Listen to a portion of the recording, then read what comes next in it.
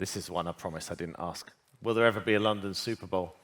I mean, actually, you don't have to. But what do you, when you see like politicians will raise that and mention that, Yes, maybe it's an indication of how far we've come, that it's even being discussed. I think it is, and I think, listen, I think that is a very strong signal of the value of the Super Bowl, but also how far the sport has come, ultimately.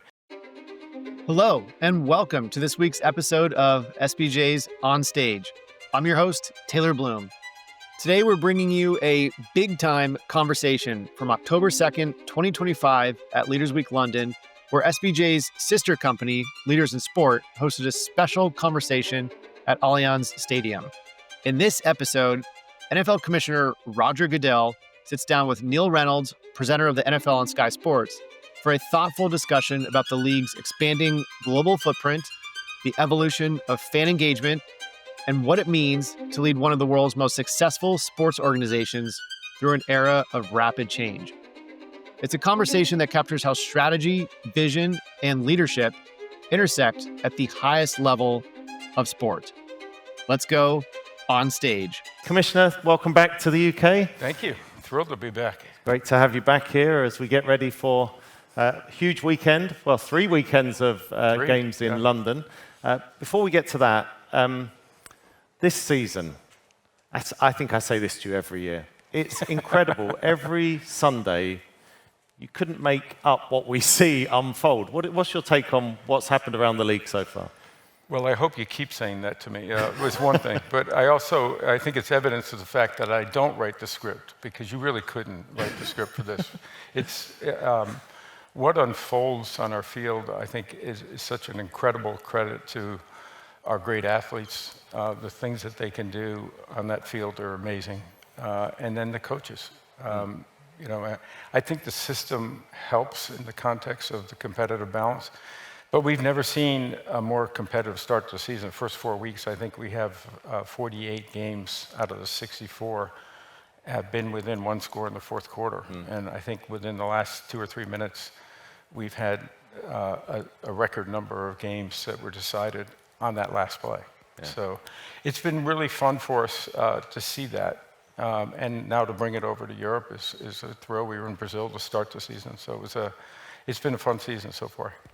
So the Commissioner's going to take some of your questions as well throughout this session. So on the app, via the app, you can submit your questions. I'll ask a few on your behalf as well. Just to put into context what the Commissioner's talking about with all the close games and the excitement, sometimes you could go, you'll see when they line up to kick a field goal or an extra point, you could go a month, 2 months before you see one of those blocked by the opposing team. 2 weeks ago, there were 5 in about an hour. You just can't make up what happens every week. Well, special teams has really come back this year. Some of it's intentional, and some of it's because you fix one problem, it has another effect. And I think the kickoff, we've been working on the kickoff for many years to make it safer for our players. It has the highest injury rate. So we wanted to address that. We addressed it by taking kickoff returns out, essentially, which is not what we ultimately wanted to do. But now we've developed a concept with our coaches, particularly special teams coaches, to take out the high-speed impacts, which we hope will keep the injury rate very close to a line of scrimmage play. And so far, the results have been very, very positive. I think we have over 335 plays more on the first 4 weeks of kickoff returns. And that's what the fans want. Yeah. Ultimately, the excitement of that play, it's changed the drive start out further, so the offenses are frankly getting a little bit more of a head start, if you want to put it that way. That's all just about the excitement of the game and understanding it and using all the analytics that we use during the season and off season to be able to try to get the rules the right way. So we mentioned the London games coming up. 2 at Tottenham Hotspur Stadium, 1 at Wembley Stadium, Jacksonville Jaguars back on October the 19th. This coming weekend, the Cleveland Browns and the Minnesota Vikings will be the 40th regular season game to be played in London. You think back to 2007, the rainy night at Wembley Stadium, the Giants and the Dolphins. Did you think it could be something that is, and it has been, historic? Well, I probably would go back further to that night. I think we felt a sense of accomplishment and that there actually was a real future for the game. I think I go back further when we were trying to convince our ownership to approve the resolution to play regular season games overseas. And to their credit, and I give all of them credit for it, they were supportive of it. And they said, we'll do it. The Miami Dolphins and the Giants were the first two teams to come, and their ownership stepped up. And I think everyone realized that positives can come out of that, not just from an international branding and for the National Football League, but for their teams. Tom Coughlin, the New York Giants coach of that year, credited that was the reason they went to the Super Bowl, because their team bonded during that period of time where they were in London. So every team has gotten a chance to play multiple times now, and it's not an issue for us to get teams to play. They're raising their hands and saying please, and they're disappointed is a nice word for saying they're not happy when they don't get it. So. We've got a lot of questions coming in. Let me just I'll put my glasses on to see these. This one's asking about the league's long-term plans internationally, and I was going to go on to that because 7 games internationally this year is incredibly exciting. 6 in Europe. So how bold have you seen the ownership want to be, and how bold do you think you can be? Well, I think the ownership is committed to being a global sports property. They have agreed that that's the objective. We have set our sights on 16 regular season games. We will get there. I'm confident of that. But I also think it's much beyond the games, right? The games spark the interest to some extent. And hopefully the work that we do, whether it's in flag football or the infrastructure for tackle football, even in some of these markets, the marketing and the media, it's important for people to have a sense of we're there not just as a show once a year, but part of that community, and share our game with them on a year-round basis like we do in the States. I think it's really important to achieve that, and that's our goal. 16, you just mentioned 16 games. That's yes, it's only an 18-week season as it stands right now, and each team plays 17 games. Do you think that would, because that's so many chances to go around the globe, do you think that would take things again to a whole new level and to use that word again, make it a historic venture? I do, because I think it'll allow us to open up new markets. You know, the challenge we have is we only have a limited amount of inventory. We have the shortest season of probably any professional sport. And I think that will give us the inventory to be able to go into new markets. Again, if you are going to be global, you have to do it beyond Europe and beyond the Americas. You need to reach into other areas and territories. And next year we're going to Australia. We have plans to go to Asia shortly thereafter. So I think the bottom line is if you're going to be global, you have to be global. You can't just think global, you have to do it. You mentioned the marketing and everything that goes around putting on a game. We see the ball fly in the air and passes thrown, but there's so much more to it. In Dublin last weekend, that was very special for the Rooney family and the Pittsburgh Steelers, and we're seeing now teams able to market themselves in the UK, in Germany, in Australia, in Ireland, like the Steelers are. How important is the global markets program to again helping you as a league spread the word? Well, the global markets program, for some people who may not be aware of it, it's every team can apply to market their franchise, their team, in particular markets. UK, I think, has maybe the largest, but 7 or 10 teams are usually marketing in this market. And I think fans actually want direct access to the teams. Right. The NFL is great as a sort of a, if you will call it a governing body, but at the end of the day, the teams are what the fans are, looking for, and access, and sort of understanding more about the players and the coaches and how's the team put together. And that's where the fandom really develops ultimately. So I think it's great when teams come over here. Obviously, the Rooneys have a great connection in Ireland. Dan Rooney, who was the owner until he passed away, was ambassador to Ireland for several years. there's a great connection there. And that was obvious the entire week we were over there, and it was a great celebration of the game.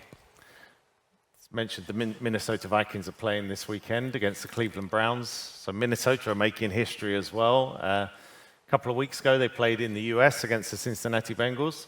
Then they played in Ireland against the Pittsburgh Steelers. Now they'll play in the UK against the Cleveland Browns. So 3 different countries, 3 different weekends. What are you looking to? Well, first of all, how much do you kind of work with the teams, and how much has that grown helping them logistically? And also the fact that a team is coming that many times in that many different countries, what are you hoping to learn from that? Well, I think that your final point there is the one that we focus on. We always try to learn something from every single event and everything we do, ultimately. And we will learn something from this experience that the Vikings are willing to do as the first away team to go 2 weeks on the road. How can we support them? How can we continue to have competitive circumstances so that they're supported and can play their best football on the weekend? That's the key for us, and that will allow us to do more in the future if we can do that. So every step has been an evolution of making sure we build on the foundation of success. And the success is really the teams. Do they feel like they were able to put the best product on the field? There were no other factors that kept them from putting the best product on the field. And that's what we'll learn. And I think that will open up new doors for us to be more creative in the way we structure and schedule our games in the future, as it gets more complicated with 16 games. Right, yeah, it's a good problem to have. Right? It's a good problem to have, but it does raise our issues. Yes, let's take a couple more questions here. So we got one here about, well, quite a few about flag football. So flag football is, of course, a growing venture around the world, boys and girls, coming up in the Los Angeles Olympics. How exciting is that, and how much does that kind of help what you do as the NFL globally? Listen, to me, the most exciting aspect of it is being able to share your game and let people play it. It's the most accessible game. It's fairly inexpensive to be able to play, quick to organize, quick to learn. And I think it's a great thing for young kids to compete in sports. I think all of us probably have a love of sports here and what it does for kids. This is something that we're committed to. We have 20 million kids playing flag football on a global basis, and that's growing, and it's growing quickly. The Olympics will certainly be important. But the biggest part of that growth is actually the women's sport, and which we are incredibly excited for. It's the first time we've had women tackle football players before, but on a broader basis to be able to play the game and to enjoy flag football excites us to the point where we're committed to creating a women's professional league and a men's professional flag league. We've had a great deal of interest in that, and I expect that we'll be able to do that and launch that in the next couple of years. Wow, that would be incredible, wouldn't it? To give a different way of playing the game and a different way well, of I think the celebrating demand's there. We're seeing colleges in the States, at least, and universities internationally also, that want to make it a part of their program. Again, with young women participating, it's really helpful in the context of participation. So if you set that structure up where there's youth leagues going into high school to college and then professional, I think you can develop a system of scale. And I think that's an important infrastructure that we need to create. I'm going to give a shout out to Great Britain's women's team last week in Paris, crowned European champions, back-to-back champions. My colleague on Sky Sports, Phoebe Schechter, are part of that team. So, that's another great example. And I think Mexico beat the United States back a few weeks ago. Yeah, so, the World Games. Yeah. I think the Olympics is going to be a fun stage for us. Listen, it's the pinnacle of international sport. For us to be there with flag in LA 28 is exciting for us. And I think just observing from the out, you can tell how much it means to the NFL that NFL players are able to live I that think Olympic people were dream, surprised at that, but the number of players that have reached out and said, we want to play, a chance to play for Olympic gold. Teams that are going to play for other countries other than the United States. I think that will happen in significant numbers. And that's exciting for us. But it's a different game, flag. it's a fast game. Yes. And so I think it's going to be interesting to see how it evolves. You spoke at Leaders, 10 years ago now, I think? You were here at this event. I think it was, yes. This is a very broad-ranging question, but how much has the business of sport changed, in your opinion, in the last decade?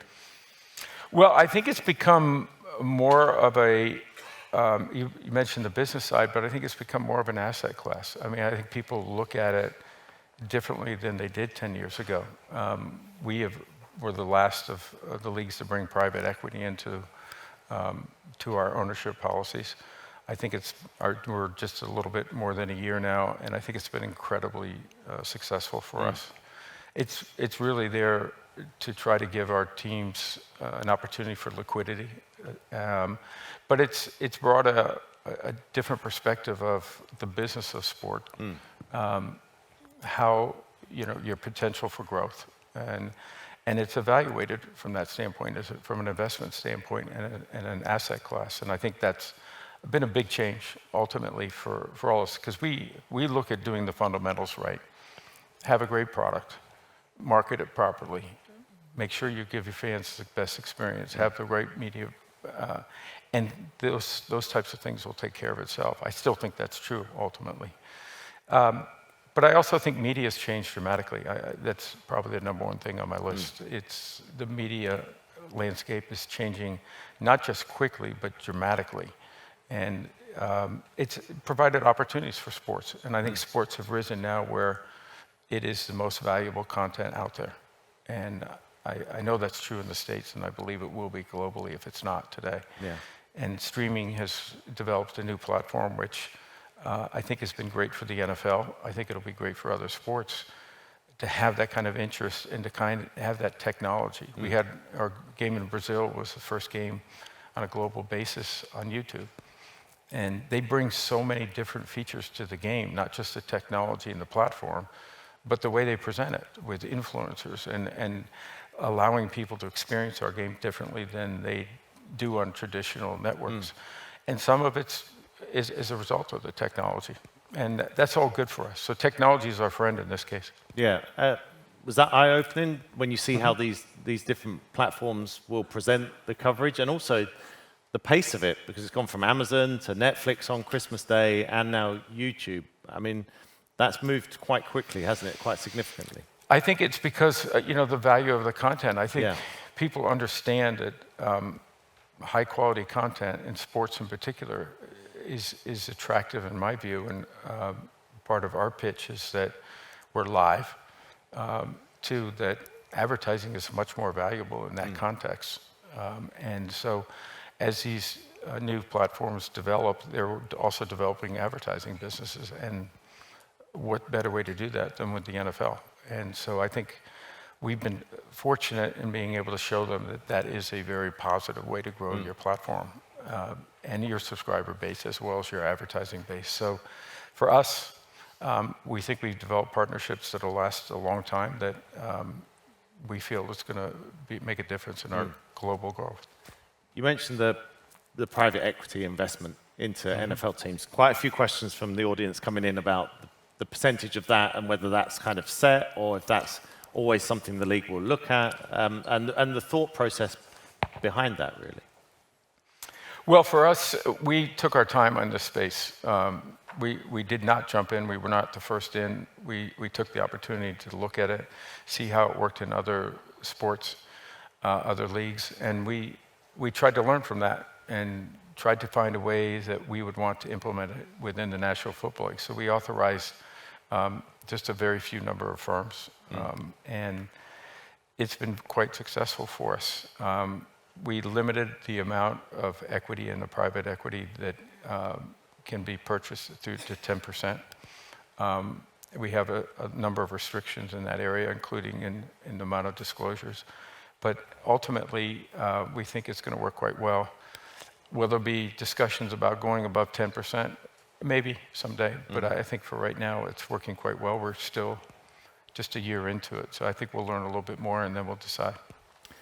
Talking domestically in the US, incredible stadia that the NFL games are played in, and that seems to be, again, a regularly churning thing. New stadia coming up, teams looking at new stadiums. What does that do for the league, not only for the team itself, but how does that impact the communities within those cities where they're trying to build new stadiums and put on a new venue?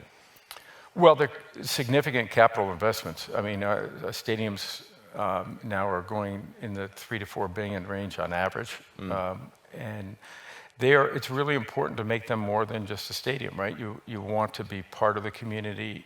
You want to have obviously significant impact when you have a stadium and have kinds of assets around you. So multi-developments are something that we're looking very closely at.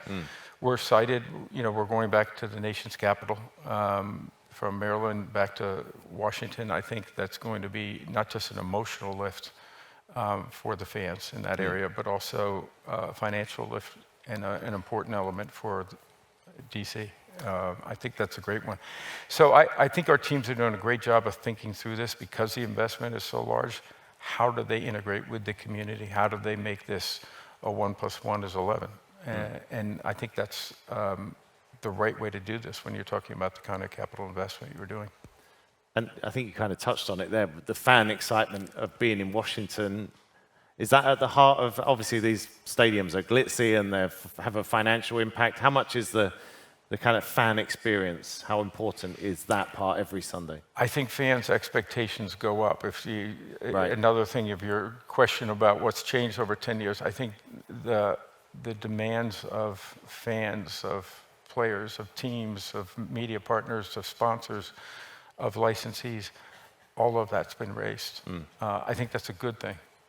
We'd like to say we always want to reach a higher level and set a new standard every year. And that's what we work towards. And I think the fans are at the core of that and the focus of that. They want to have better facilities. They want to be able to get in and out quicker. They want to, when they're coming and spending the better part of a day, in some cases a weekend, they want to make sure they're having a great experience. And that's our job. And that's what we look at. So I think it's only raised the bar for us, and I think we can beat it. Obviously, there's that community aspect in the United States. Every team works so hard in their community to build those relations in the cities where they play NFL games. But that's something you've done here as well, and something with the NFL UK Foundation. How important was that to not just come in, play a game, leave, come and play another game, leave? It's incredibly important. I mean, we always said we don't want to be the circus where we're coming in.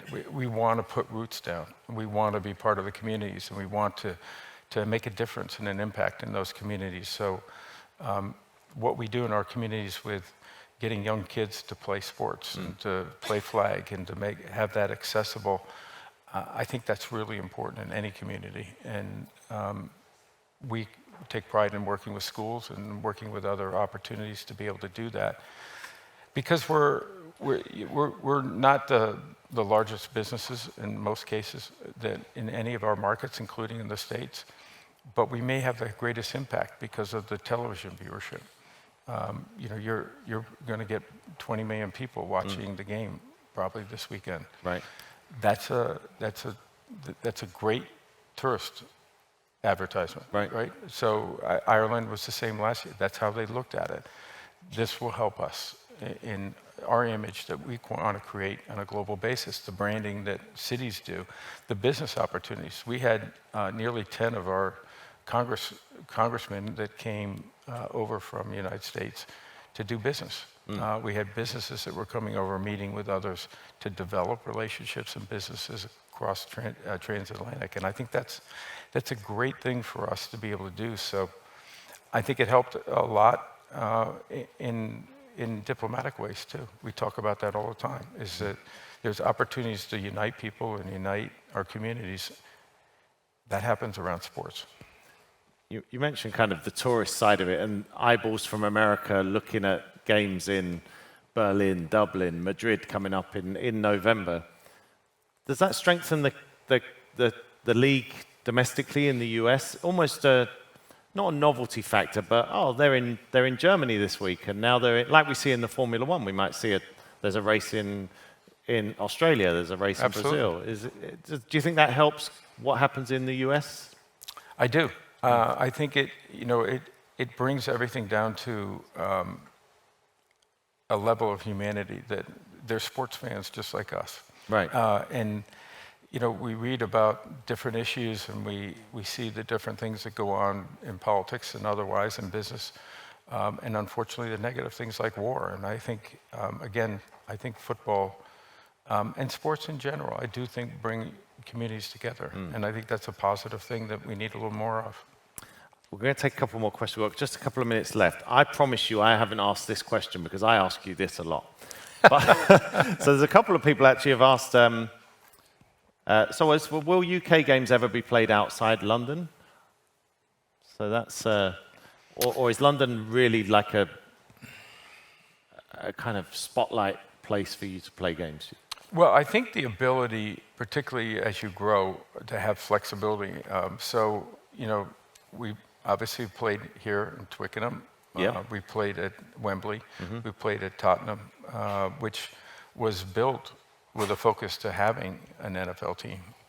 And it's an incredible stadium to meet most standards on a global basis anywhere. I do think having additional markets, you're seeing it in Germany as an example. We played in Frankfurt, Munich, and now Berlin. I think you'll see more of that. In Brazil, we played in Sao Paulo, and now we're going to Rio. Mexico and Mexico City, we've looked at other markets. We'll be back in Mexico City next year, which we're thrilled about. I think the same thing will happen in Australia. So I think it depends on the regions. Sure. London's a great market for us, but I think there are other cities that express an interest, and I think we'll probably consider that at some point. This is one I promised I didn't ask. Will there ever be a London Super Bowl? I mean, actually, you don't have to. But when you see like politicians will raise that and mention that, maybe it's an indication of how far we've come, that it's even being discussed. I think it is, and I think, listen, I think that is a very strong signal of the value of the Super Bowl, but also how far the sport has come ultimately. And listen, it's hard for me to look down the path, but I would say our major focus for us is to play the Super Bowl in markets where we have franchises. It's a huge economic impact. Yes. Last year's Super Bowl in New Orleans was over $1 billion economic impact.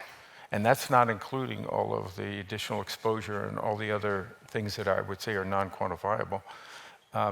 That's a significant investment that we feel our communities where we're playing deserve that. Last question. I've saved the hardest hitting one till last. How do you feel about the Swiftie effect on the league? Listen, it's great. Listen, she's brought a great deal of attention, obviously, to the league and with her fan base, which is a slightly different fan base than the NFL. But it's brought them in to the game, and as Taylor said many times, I came in not understanding the game as well as I should have, and I love it.